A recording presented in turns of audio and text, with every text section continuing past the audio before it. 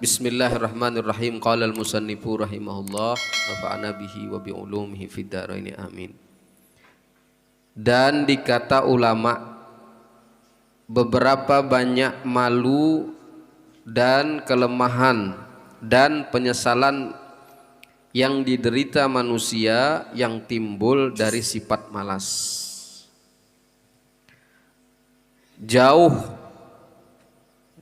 Jauhi olehmu daripada malas dan membahas barang yang tidak jelas. Nah, itu. Jadi katanya di sini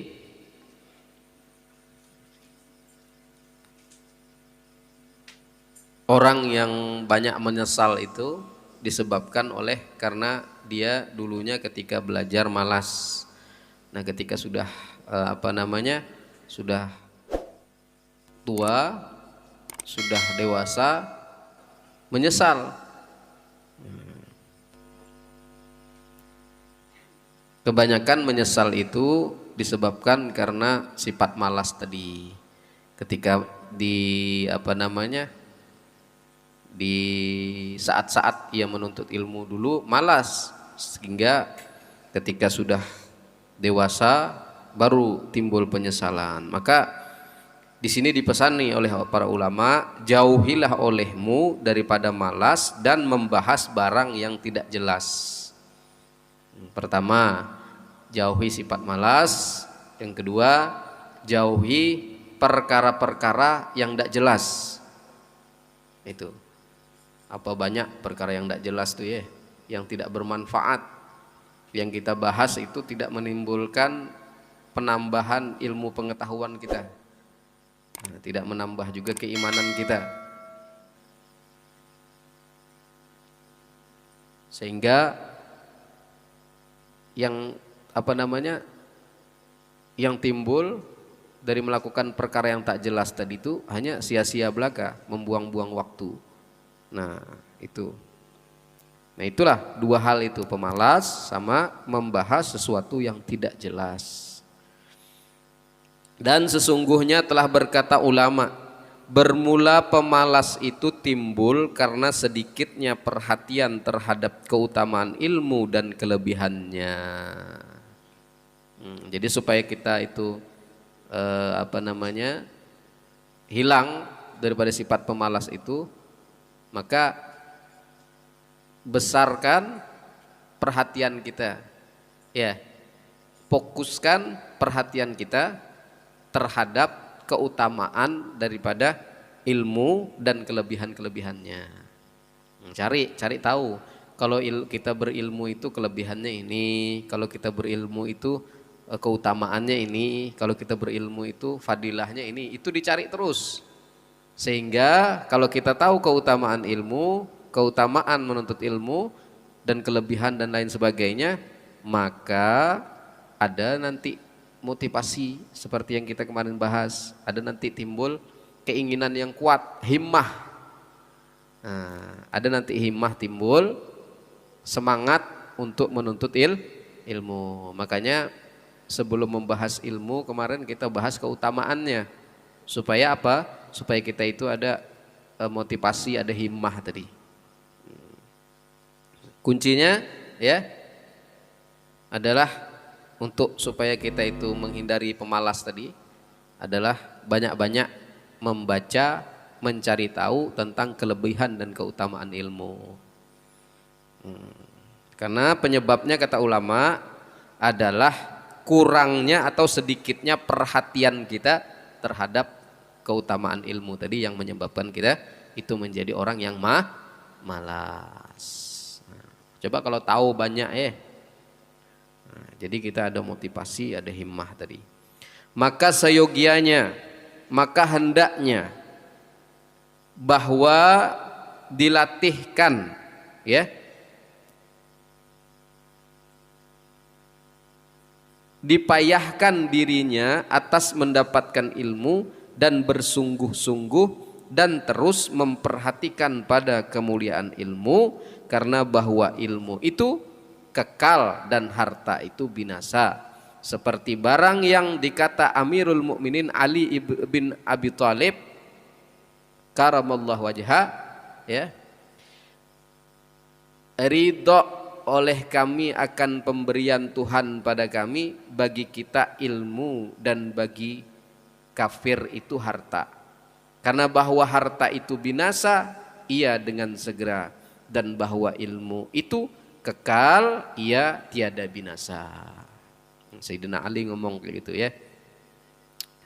Maksud Sayyidina Ali ini ya, ridho itu maksudnya kita apa namanya tuh, senang, ikhlas ketika kita menerima daripada ilmu. Nah, dari siapa? Dari Tuhan, dari Allah Subhanahu wa taala.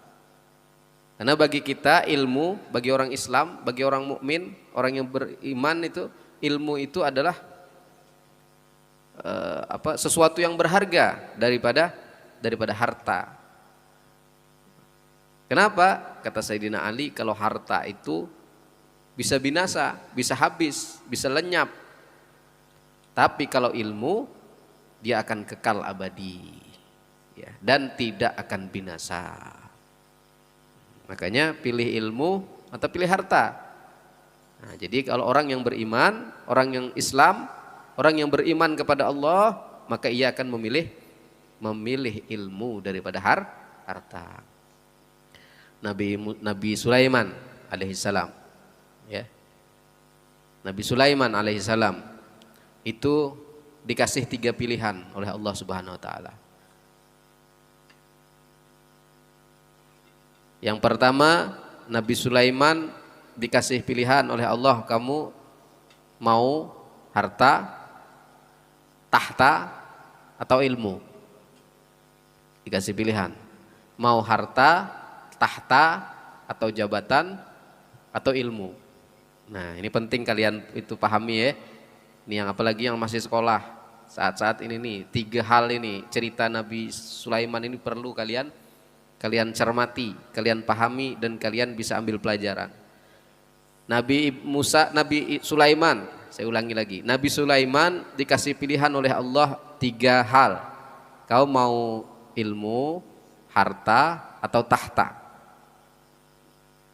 Ternyata Nabi Sulaiman adalah orang yang cerdas, orang yang pintar, orang yang kuat keimanannya, dan akhirnya Nabi Sulaiman memilih ilmu.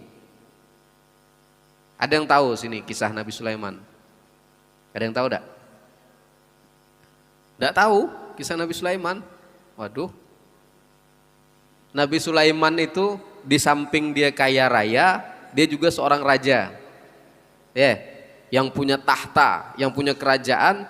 Kerajaannya itu, rakyatnya itu bukan cuma sekedar manusia. Nabi Sulaiman itu jin. Nah, binatang, hewan, jin, semua adalah tunduk di dalam kekuasaan Nabi Sulaiman alaihissalam. Kenapa? Karena Nabi Sulaiman memilih ilmu. Ketika Nabi Sulaiman memilih ilmu, harta dia dapat. Ketika Nabi Sulaiman memilih ilmu, jabatan dia dapat. Nabi Sulaiman kan jadi raja, ya. Nabi Sulaiman jadi kaya raya. Nah, makanya jangan takut ketika kita menuntut ilmu, setelah nanti pulang dari menuntut ilmu, aku ini ada pekerjaan apa tidak? Aku ini nanti dapat gawe apa? Aku ini dapat, jangan. Kalau kita banyak ilmu, kita dicari sama orang. Ya, coba kalian lihat ya, dosa lah jauh-jauh kita mikirkan, dosa jauh-jauh kita melihat dalam kehidupan sehari-hari.